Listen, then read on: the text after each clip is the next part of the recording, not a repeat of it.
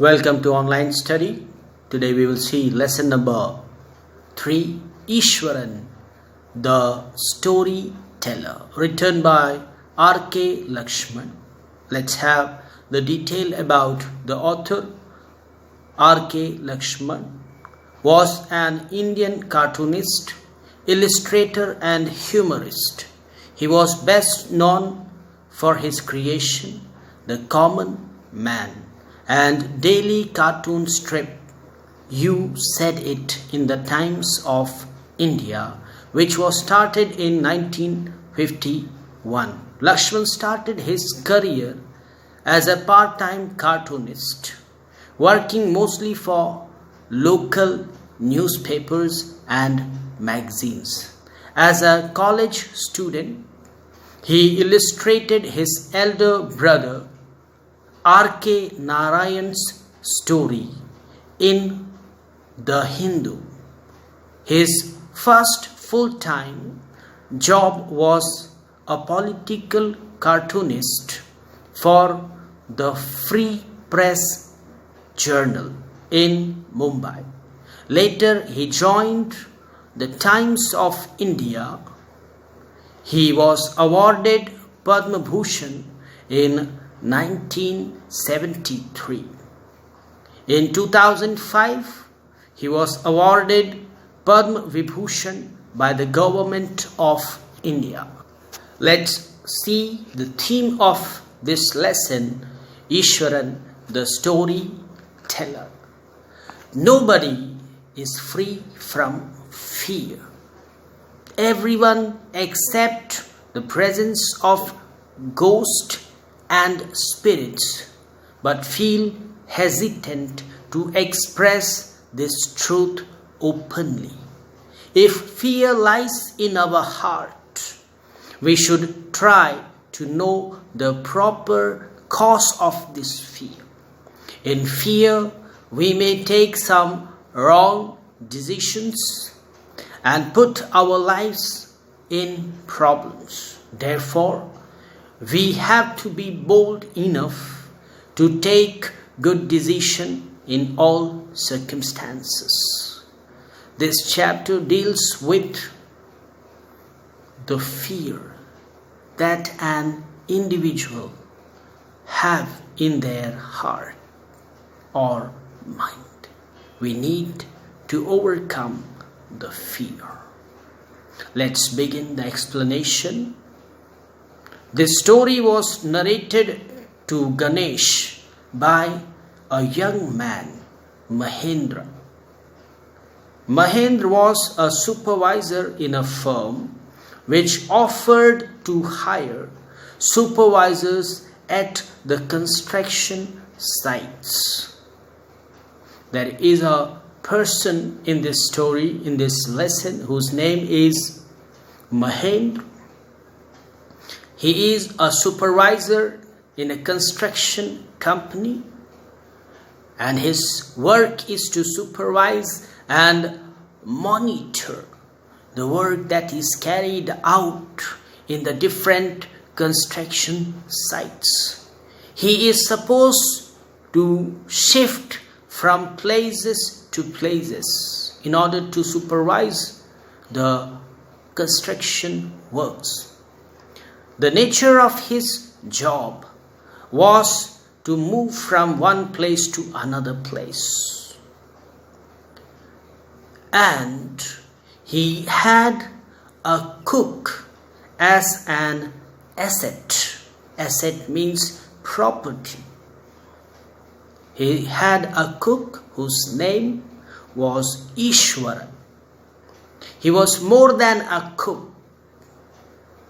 Iswaran cooked food for Mahendra, washed his clothes, and chatted away with his master at night.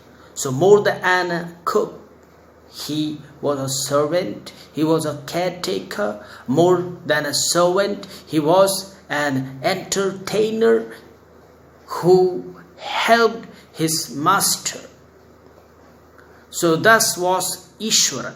His name is Iswaran. He read Tamil stories, and it affected him so much that even the smallest incident, like a fallen tree, appeared to him a beast. Now, one speciality of this Iswaran, who was a servant of Mahendra, is this: he reads novels, books, Tamil books, and by reading those novels, by reading those books, he developed a kind of narrative skills in him. That means he used to employ the same technique of narration, the same technique of description, the same technique of speaking while he spoke with Mahendra.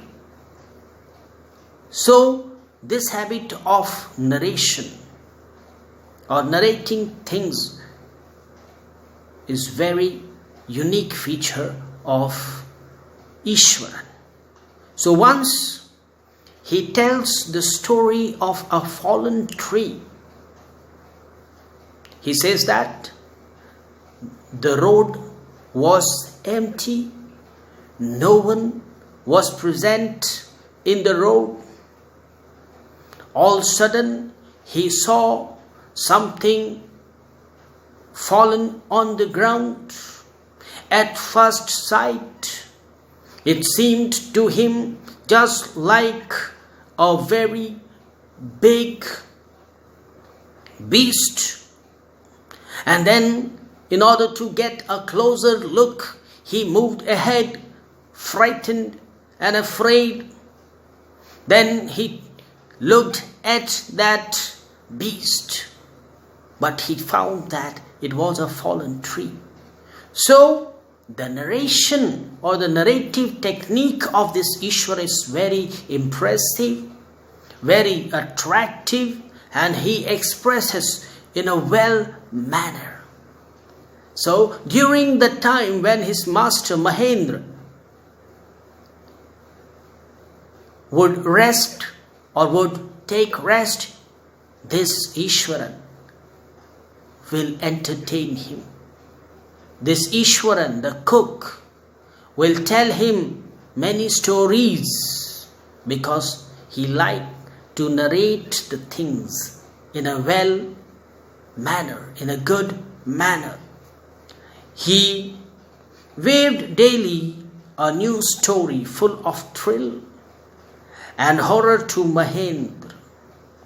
Each day he will compose new stories that were based on thrill and horror. It was his habit to entertain his master. When his master would come from the work, after the dinner, he would narrate him many stories that included horror stories, thrill stories, suspense. So he played the role of television in Mahendra's life. Now we understand that what is the role of a television in our life.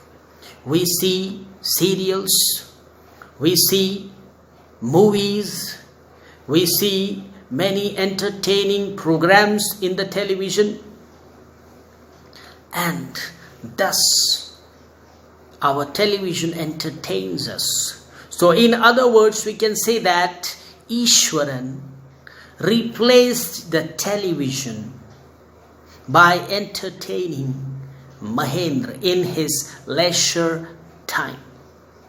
Mahendra would entertain himself by listening to the stories narrated by Iswaran. In this way, Iswaran replaced the television. He fulfilled the place of television in the life of Mahendra. This was a regular custom.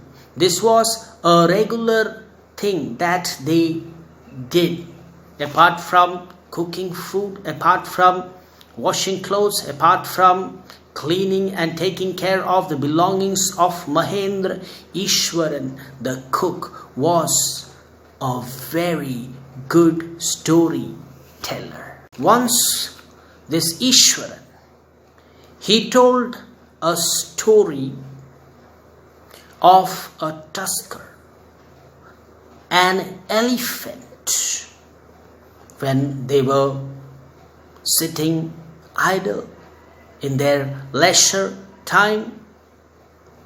Iswaran fabricated a story of a tusker, an elephant, and the manner in which he narrated the whole story was very impressive, was very attractive, and it developed a kind of interest in Mahendra. The story is about an elephant. The tusker escaped from the timber yard and began to roam about. Now this tusker, this elephant, escaped from the timber yard. In the primitive times, in the old times, we had elephants to pick up the heavy loads, to pick up the heavy logs as well in the timber yard. So this elephant, however, howbeit, escaped from the timber yard. He roamed about everywhere. He moved here and there, destroying everything that came into his way, beating down everything that came ahead of him. Ultimately, it entered the village. There was fencing around the village. The elephant broke down the fencing of the village. People were frightened to see this elephant who is so uncontrollable, who is destroying the fences, who is destroying the wall, who is destroying everything that came into his way. People, they were frightened. It was beyond control. And gradually this elephant reached the playground of the village school where Iswaran studied. Now this incident is about when Iswaran studied in the school, and he is narrating this story to Mahendra, that when he was in the school, this happened and an elephant escaped from the timber yard, how it destroyed everything, how he beaten down everything, how he destroyed the things that came on his way, and thus it came on the playground where the school children were playing. At that moment, all the teachers who were present in the school, all the students who were present in the school, they were sore afraid. They were greatly afraid and frightened. In that condition, they ran towards the terrace. They ran for their lives. They ran to save their lives from this elephant who has gone wild or uncontrollable. In that situation, when they have climbed on the roof, they have gone to the roof, and they were all watching. This elephant, it uprooted the trees and the plants and the football pole, and all the students and teachers, they were watching this sight of mad elephant destroying everything. None of them had any dare to face the elephant, to control the elephant. In that moment, Iswaran grabbed a can from the teacher's hand and faced the mad tusker boldly. Now it is fabricated by Iswaran. Iswaran is saying that in such condition, when the elephant is very uncontrollable, the elephant is very aggressive, elephant is very wild, it is destroying everything that comes on the way. It destroyed the fencing, it destroyed the wall, it destroyed the pole. And in that condition, he grabbed a can from one of his teacher's hand and ran towards the elephant. And all the people, they were shocked and stunned, and they were wondering how that's possible. A small child like Iswaran, he is running towards the elephant. And when he reached in front of the elephant looked at him red-eyed. That means very angrily, very aggressively. The elephant looked at the Iswaran, and immediately Iswaran hit him on the third toenail, and it shivered from head to foot and collapsed there. Now this is how Iswaran faced the tusker boldly. He says that he ran towards the elephant and hit him on the third toenail. Immediately, something happened to the tusker. It shivered from foot to head, or head to foot it shivered, and it fell down.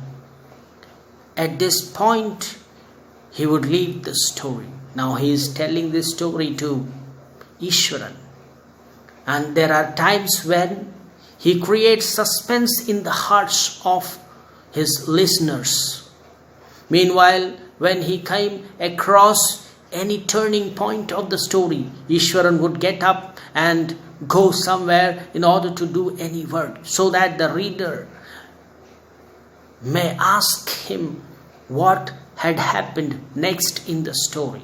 That is how he created suspense in the heart of Mahendra. Now after that thing, Iswaran would come and again sit in front of Mahendra, but did not start the story. At this, Mahendra had to ask him to continue the story. Mahendra asked him, and then he started the story again. And Mahendra raised question, how it can be possible that a boy like you, that a small boy like you hit the elephant and it collapsed down. Now he says that it's a Japanese art. It's an art by which he can control even the giant animal like elephant. Now this was how he fabricated and narrated the story of the tusker. Now the place where they lived, the construction site where they lived, was very far from the city. However, Iswaran had managed to get the vegetables, to get the things which are needed for making food, which are needed to cook food. He would arrange all the vegetable and all the stuffs that needed. But however, it was very difficult for him. So what he did, he framed a story. He fabricated another story. He said to Mahendra that this place is not safe. Even when he had moved around places, he had moved around this place and found the skeletons of people. He had found the bones in half buried in the ground. And he says that this place is not good. Then he fabricated furthermore that on one auspicious day, he fabricated a story of a ghost and told that it is not safe to stay here at this place. He told that on the full moon night, he had seen images in the darkness. He had seen a kind of ghost which is very ugly. A ghost that is very frightening, and it appears in the full moon night. At that moment, Mahendra, he said that it is the figment of his imagination. It is just his imagination, nothing else, and he would not believe in the story of ghost. He told him that there are no such type of things like ghost and spirits. It is just our imagination alone. After a few days, Mahendra heard the second close to his window. After a few days, this story is over. After a few days, Mahendra heard sound close to his window at night. He thought it to be a cat prowling around for a mice, but when he peeped from the window, he saw some cloudy figure clutching a bundle. He was frightened. However, the story which was told by Iswaran, Mahendra did not believe. Mahendra on that time told that it is just the imagination. It is not the reality. But he had some sort of fear raised due to the story of Iswaran. But he did not show that fear in front of Iswaran. But one night when he was sleeping, he heard some kind of noise. And at first he thought that it must be rats who would be catching the mice. But when he raised up from his bed, he looked outside the window. He saw that it was the full moon night. It was all dark also. At that time he saw a kind of figure, a kind of cloudy figure that was clutching some sort of bundle in his hands. Mahendra could not sleep that night. In the morning, Iswaran smilingly asked him about the sound and the women ghost. Now see here, Iswaran fabricated the story, but he did not have the proof about his story that he found a woman ghost in that area, in that construction site. So in order to prove his story, he did this mischievous thing. And then in the morning he asked Mahendra that what was the sound, and had he seen the women ghost. Mahendra was so upset that he resolved to leave the haunted place the very next day. Mahendra was very frightened due to the story of Iswaran, and on the very next day he resolved to leave the haunted place. He did not want to be there anymore, so he resolved to leave that place under any cost and move to any other construction site.